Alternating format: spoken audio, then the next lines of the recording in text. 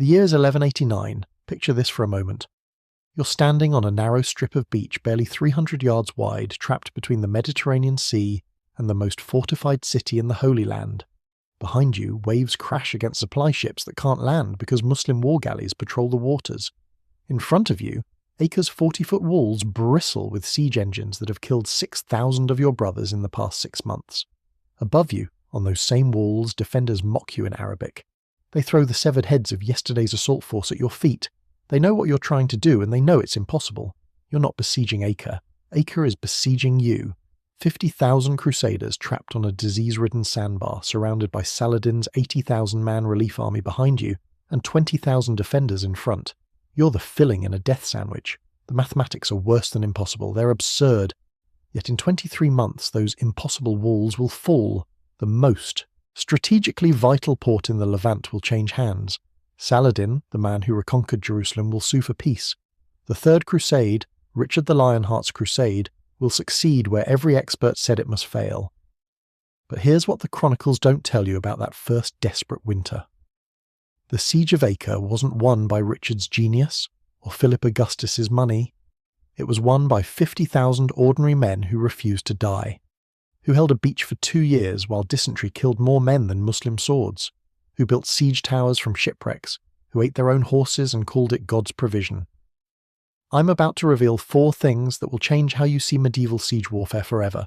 First, the tactical insanity of Guy de Lusignan's initial decision, a disgraced king besieging a fortress with 9,000 men against 80,000 enemies. Second, why Saladin, history's greatest Muslim commander, couldn't destroy a crusader army that was literally starving to death 300 yards in front of him.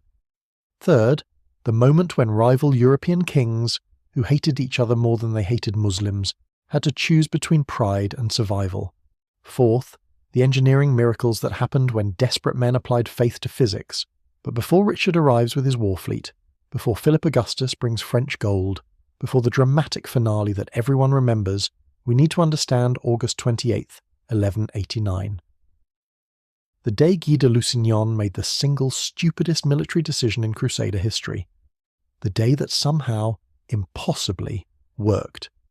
Guy de Lusignan was a broken man that August morning. 2 years earlier at Hattin, Saladin had destroyed his entire army, captured Guy himself, executed the Templar and Hospitaller leadership, reconquered Jerusalem. The kingdom of Jerusalem had ceased to exist in a single afternoon of catastrophic defeat.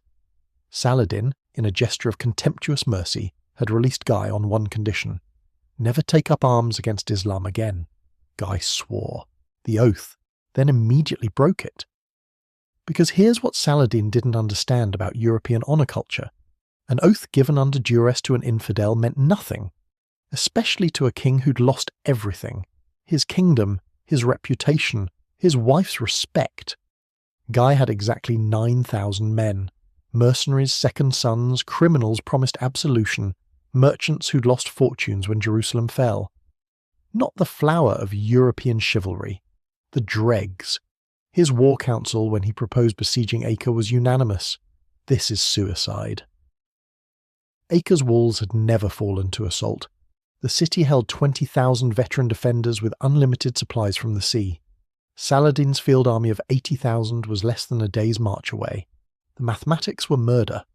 One knight, history doesn't record his name, supposedly laughed until he wept, then asked, "Sire, are we besieging Acre, or is Acre besieging us?"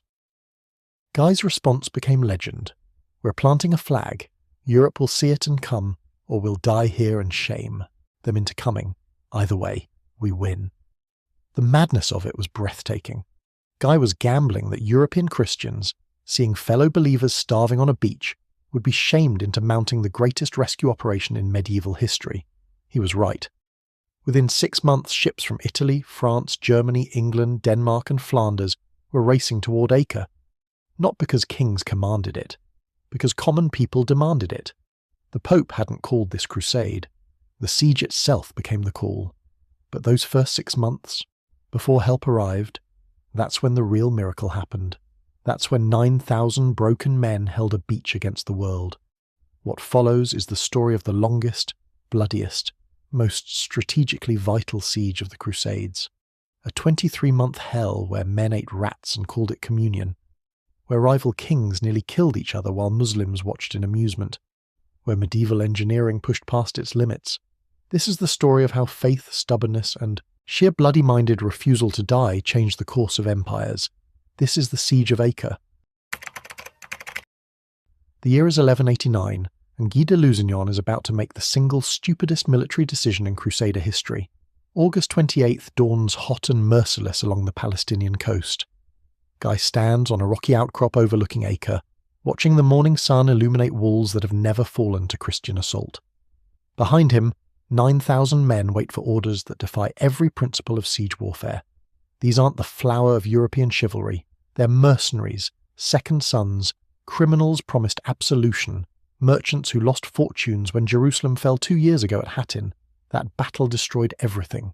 Saladin's army didn't just defeat Guy's forces, they annihilated them, captured the king himself, executed every Templar and Hospitaller they could find, reconquered Jerusalem. The kingdom of Jerusalem ceased to exist in a single afternoon of catastrophic failure. Saladin, in what he thought was contemptuous mercy, released Guy on one condition: never take up arms against Islam again. Guy swore the oath, then immediately broke it. Because here's what Saladin didn't understand about European honour culture. An oath given under duress to an infidel meant absolutely nothing, especially to a king who'd lost everything: his kingdom, his reputation, his wife's respect. Now Guy stares at Acre's 40-foot walls and does the mathematics. The city holds 20,000 veteran defenders with unlimited supplies from the sea. Saladin's field army of 80,000 warriors is less than a day's march away. Guy commands 9,000 exhausted men with siege equipment that could charitably be called inadequate. His war council is unanimous: this is suicide. One night, history doesn't record his name, supposedly laughs until he weeps, then asks the question that defines everything to come. Sire, are we besieging Acre, or is Acre besieging us? Guy's response becomes legend. We're planting a flag. Europe will see it and come, or we'll die here and shame them into coming. Either way, we win. The madness of it is breathtaking.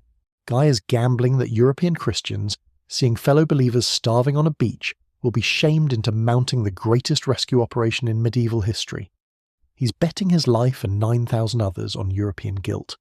Within hours, the Crusaders establish camp on a narrow strip of beach barely 300 yards wide. Behind them, the Mediterranean.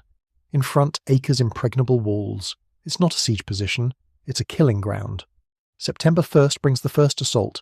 Guy's men attack with ladders and desperation. No siege towers, no trebuchets, just faith and fury. Acre's defenders don't even seem concerned. They rain arrows, boiling oil, and rocks on the Crusaders climbing their walls. The slaughter is mechanical, efficient, horrible. In 2 hours, 1,500 Christians die. Bodies pile at the wall's base so high they create ramps of flesh. Some Crusaders actually use their dead brothers as ladders, climbing corpses to reach battlements where Muslim swords wait. Not a single Christian makes it over the walls alive. The survivors stagger back to their beach, and the horrible truth settles in. This won't take weeks. This will take years, if they survive at all. September 15th changes everything. Saladin's relief army appears on the horizon. 80,000 warriors, the finest cavalry Islam can field. They don't attack the Crusader camp, they surround it. Within hours, Guy's forces find themselves in an impossible situation that military historians still struggle to explain. They're besieging Acre while simultaneously being besieged by Saladin. The double siege has begun. Picture this clearly. Crusaders build fortifications facing 2 directions. One wall facing Acre's gates, another facing Saladin's encampment. They're trapped in a 300-yard strip of sand and rock. Enemy in front, enemy behind, the sea offering no escape because Muslim war galleys patrol. The harbour. The question everyone asks, then and now, is simple. Why didn't Saladin just sweep them into the Mediterranean? He has 80,000 men against 9,000. The Crusaders are exhausted, undersupplied, demoralised. One concentrated assault would end this farce. Saladin doesn't attack. Muslim chroniclers offer various explanations. The Crusader position, while narrow, is defensible. Saladin's cavalry would be slaughtered trying to assault prepared fortifications. Better to starve them out. Let disease do the work that swords would accomplish at terrible cost. But there's another factor Saladin doesn't mention in his letters. He's seen what desperate Christians can do. 2 years ago at Hattin he crushed them. But before that, at Montchezard, he watched 500 crusaders destroy 26,000 of his warriors. He's learned that cornered Christians fight like demons. Why lose 20,000 men killing 9,000 when winter will do it for free? Winter comes early and brutal. December 1189 brings cold that men from France and England recognise, but Palestinians find unbearable. More importantly, it brings starvation. Supply ships from Cyprus and Italy try to run the Muslim naval blockade. Most fail. The ones that succeed bring enough food to delay death, not prevent it. Chronicles record the descent into hell with clinical precision. By January, horses are being slaughtered for meat. By February, men are eating the horses' leather tack. By March, they're boiling grass and calling it soup. Disease kills 100 men every single day. Dysentery and scurvy ravage the camp. The beach becomes a graveyard where the living sleep beside the dead because there's nowhere else to put bodies. Yet they don't leave. This is what breaks Saladin's calculations. Christians should abandon this insanity. They should retreat to Tyre, regroup, accept that Acre is lost. Instead, they dig deeper fortifications. They build siege equipment from driftwood. They pray harder. April 1190 brings the first miracle. Ships from Genoa and Pisa fight their way through the Muslim blockade. Not enough to break the siege, but enough to prevent total annihilation. They bring food, weapons, and something more valuable than gold. News that Europe has heard, that kings are gathering armies. That help is coming. The psychological impact on both sides is profound. Saladin realizes this isn't a siege anymore, it's a race. Can he starve the Crusaders before reinforcements arrive? The Crusaders realize their insane gamble is working. Europe saw their flag. Europe is responding. Guy's strategy of shame is succeeding. By spring 1190, the impossible has become routine. Two armies stare at each other across fortified lines. Acre's defenders watch from their walls as Christians and Muslims kill each other in the narrow space between city and relief force. Small skirmishes are up daily. Neither side gains ground. Everyone loses men. The stalemate is complete, and everyone knows it can't last. The real question is who breaks first. April 1190 brings salvation in the form of 20,000 German warriors marching under the banner of Frederick Barbarossa, Holy Roman Emperor, the most feared military commander in Christendom. When news reaches the besieged Crusaders on their narrow beach, men weep openly. The Germans are coming. The Emperor himself is coming. Acre will fall within weeks. Then the second message arrives. Barbarossa drowned crossing a river in Turkey. The psychological whiplash nearly destroys morale completely. Hope elevated to impossible heights crashes into despair so deep that priests report men cursing God. The German contingent arrives leaderless, fractured, arguing over who commands. Barbarossa's son, Frederick of Swabia, tries desperately to hold them together, but authority built over decades can't be transferred in a moment. The Germans make camp and immediately begin dying. They've marched 2,000 miles through hostile territory. They're exhausted, malnourished, carrying diseases from a dozen regions. The narrow beach that barely sustained 9,000 men now holds 29,000. Sanitation becomes impossible. Wells turn foul. The summer heat transforms the camp into a pestilential nightmare. Within 3 months, 15,000 Germans are dead. Not from Muslim swords, from dysentery, typhoid, and something the chronicles call camp fever that modern historians think was typhus. The section of beach where Germans are buried becomes known simply as the German cemetery. It stretches for half a mile, yet even as men die by the hundreds, the siege intensifies. The arrival of German engineers, those who survive, brings new possibilities. They begin constructing siege towers from the timber of wrecked ships. Massive structures covered in wet hides to resist the Greek fire that Acre's defenders deploy with terrifying efficiency. The first tower takes 2 months to build.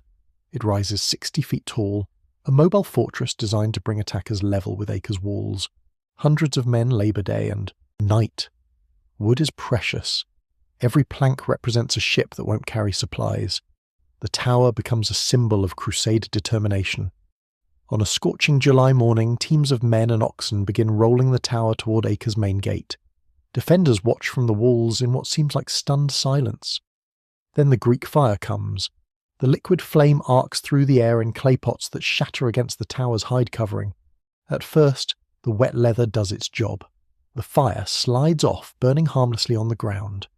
Then a pot hits a joint where two hides meet. The wooden frame beneath catches instantly. Within minutes, the entire structure is an inferno. Men trapped inside scream as they burn alive. The sound carries for miles. Chronicles describe it as the worst thing veteran warriors have ever heard. Worse than battle, worse than anything. 100 men die inside that tower. Their brothers watch from the beach, helpless, as flesh burns and timber collapses. When the fire finally burns out, nothing remains but ash and the smell that will haunt survivors for years. The Crusaders begin building another tower the next day. This is what Saladin can't break. He watches from his command position as Christians rebuild what he destroys. The second tower burns. They build a third. The third is smashed by a trebuchet stone. They build a fourth. It's a kind of madness that military logic can't account for. July brings Saladin's best opportunity to end the siege. His scouts report the Crusader camp in chaos. German forces fractured, disease rampant, morale broken by the burning towers. He launches a massive assault on the Crusader fortifications facing his army. 20,000 warriors hit the Christian rear defences at dawn. The attack nearly succeeds. Muslim forces break through in 3 places. For 2 hours, hand-to-hand combat rages inside the Crusader camp. Guy de Lusignan personally leads counterattacks, his sword slick with blood screaming for men to hold. But everyone can see the Christian lines bending, cracking, about to shatter completely. At the moment of collapse, ships appear on the horizon. Not supply vessels, war galleys, flying the banner of Conrad of Montferrat. Conrad is everything Guy is not. Competent, respected, politically connected. He's also Guy's rival for the throne of Jerusalem. The two men hate each other with the special intensity reserved for family disputes. Conrad's wife was Guy's wife's sister. The politics are Byzantine and bitter. But Conrad sees Muslim forces inside the Crusader camp and makes an instant decision. Political ambitions can wait. He lands 5,000 fresh troops directly into the battle.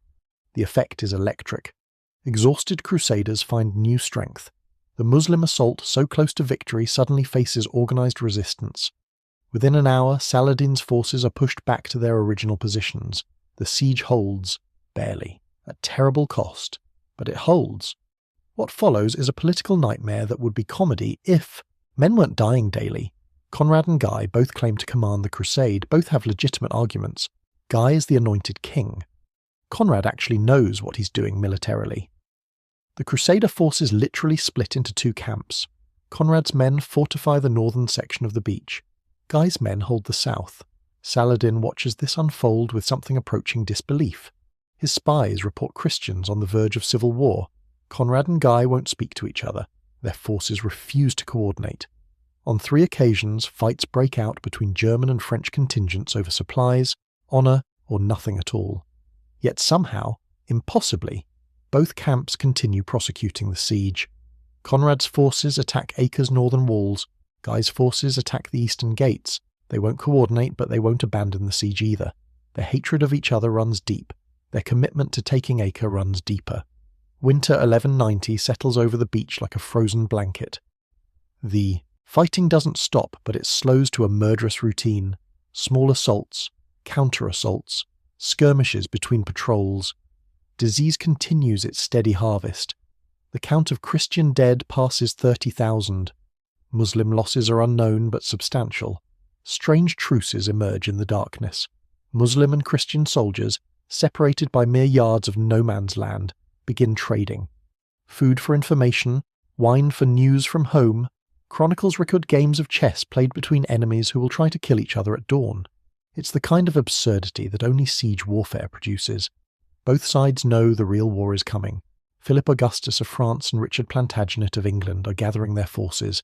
The greatest kings of Europe are finally responding to the desperate flag Guy planted 18 months ago. When they arrive, everything will change. The question is whether anyone will still be alive to greet them. April 20th, 1191. The lookouts on Acre's beach see sails on the horizon and assume another supply convoy is attempting the blockade run. Then the count comes in. Not 5 ships, not 10. Over 100 war galleys bearing the 3 lions of England. Richard Plantagenet has arrived, and he's brought hell with him. The fleet doesn't just bring soldiers, it brings 8,000 fresh troops who haven't spent 2 years starving on a disease-ridden beach. It brings siege engineers from England who've studied every failed assault for months. It brings gold, enough to pay every mercenary in the camp for a year. Most importantly, it brings something the siege has lacked since the beginning. A commander everyone fears too much to disobey. Philip Augustus of France arrived 2 weeks earlier with his own forces and his own engineers. The sight of both kings, the 2 most powerful monarchs in Europe, standing on the same blood-soaked beach sends a message to Acre's defenders that chronicles describe as visible panic. This isn't a ragtag siege anymore. This is the full weight of European Christendom. Richard wastes no time with politics. Within hours of landing, he's touring the siege lines, interrogating engineers, studying Acre's walls with eyes that have broken fortresses across France. Guy and Conrad both approach him, expecting to plead their cases for who rightfully commands. Richard cuts them both off with 4 words: I command, you obey. Neither man argues. This is Richard Lionheart. Arguing with him is like arguing with a thunderstorm. What Richard sees appalls him. 2 years of siege and the walls haven't been seriously damaged. The siege towers built so far are smoking ruins. The Crusader fortifications facing Saladin are strong, but the ones facing Acre are pathetic. He summons his master engineers and gives orders that make veterans shake their heads. Build me something Acre has never seen. They build Malvoisin, bad neighbour. The name will echo through siege warfare history for centuries. The tower rises through May like a wooden mountain, 150 feet tall, dwarfing anything attempted before. The base is 40 feet square, built from ship timbers reinforced with iron bands. 4 levels of firing platforms, room for 200 men, covered entirely in fresh ox hides soaked daily in vinegar and water to resist Greek fire. The engineering is so advanced that Muslim chroniclers claim it must be the work of jinn, not men. But May brings an enemy Richard can't fight with siege engines: disease. The camp fever that killed 15,000 Germans the previous year finds new victims. Philip Augustus falls ill first, then Richard. Both kings, the most powerful warriors in Christendom, are reduced to shivering wrecks unable to leave their beds. The irony is almost too perfect. They've come to break an impossible siege and they can't stand up. Yet from their sick beds, they continue commanding. Messengers run constantly between royal tents and siege lines. Richard, delirious with fever, still has his engineers carry him to observation points where he can study Acre's walls. The chronicles record something that seems impossible. Richard begins paying Acre's defenders. Specifically, he pays their crossbowmen to shoot bolts at particular sections of wall, not at his men, at the walls themselves. His engineers collect the bolts, study the impact points, map stress fractures invisible from ground level. Even sick, Richard is thinking 3 moves ahead. June brings the naval war to its climax. Saladin's supply fleet has kept Acre fed for 2 years despite the siege. Richard's war galleys, purpose-built for Mediterranean combat, finally arrive in sufficient numbers to challenge Muslim control of the sea. The resulting battles are brutal close-quarters affairs where men board enemy ships and fight hand-to-hand while both vessels sink beneath them. One encounter becomes legendary. Richard's flagship engages Saladin's largest supply vessel directly. The English galley rams the Muslim ship amidships.